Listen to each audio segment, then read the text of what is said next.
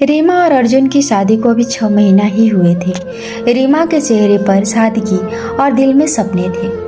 वो सोचती थी शादी के बाद उसका घर एक मंदिर जैसा होगा, जहाँ प्यार समझदारी की रोशनी हमेशा जलती रहेगी। लेकिन धीरे धीरे उसने महसूस किया कि अर्जुन का ध्यान घर से ज़्यादा बाहर की बातों में है। ऑफिस के दोस्त, माँ की बातें, मोहल्ले के लोग की राय सबकी सुनता था, बस अपनी पत्नी की नहीं। पत्नी कहती, अर्जुन आज तुमने कुछ खाया? वो जवाब देता, हाँ हाँ माँ ने कुछ खिला दिया था, तुम रहने दो। और फिर फ़ोन उठाकर किसी और की बातों में खो जाता। रीमा ने सोचा शायद उसे थोड़ा वक्त चाहिए, लेकिन वक्त के साथ सब कुछ और ठंडा होता गया। अर्जुन अब हर छोटी बात पर उसे टोक देता, तुम कुछ नहीं जानती, मैं संभाल लूँगा। माँ सही कहती है, तुम ज़्यादा बोलने लगी हो। वो बातें जो प्यार से हो सकती थी अब झगड़े में बदल गई। रीमा का हर प्रयास, हर मुस्कान एक दीवार से टकरा जाती। उसकी आंखों में अब वह चमक नहीं रही, बस थकान और एक दर्द भरी खामोशी। कुछ साल बाद रीमा माँ बनी, बच्चा उसकी दुनिया बन गया। लेकिन अर्जुन वही था, अपने अहंकार में डूबा, अपनी माँ की हर बात को सच मानने वाला।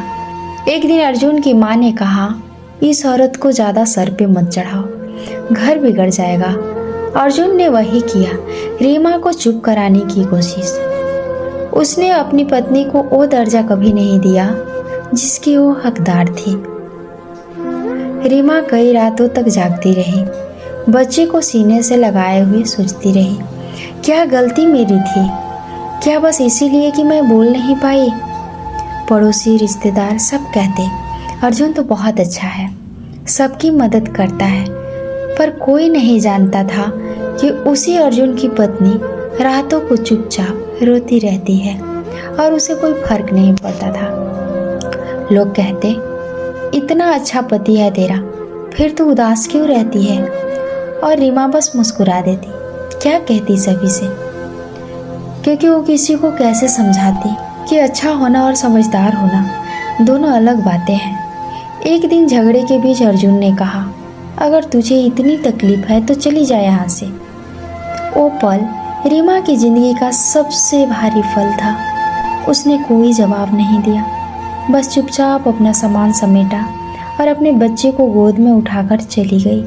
वो घर जहाँ उसने अपने सपनों का संसार देखा था अब उसके आंसुओं की गवाही देता रहा। सालों बाद अर्जुन अकेला बैठा था, बच्चों की तस्वीर देख रहा था। रीमा की यादें उसकी आंखों से बह रही थी।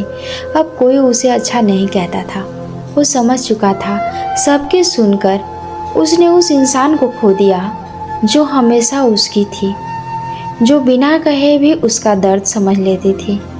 काश एक बार उसकी बात सुन ली होती। दोस्तों, कभी कभी ज़िंदगी में हमें सबसे कीमती रिश्ते बस इसलिए खोने पड़ते हैं क्योंकि हमने समय पर किसी की आवाज़ नहीं सुनी। जो पति सबकी सुनता है लेकिन अपनी पत्नी की नहीं, वो भूल जाता है कि औरत जब चुप होती है तो उसकी खामोशी ही एक कहानी बन जाती है। ये स्टोरी कैसी लगी आप सभी को?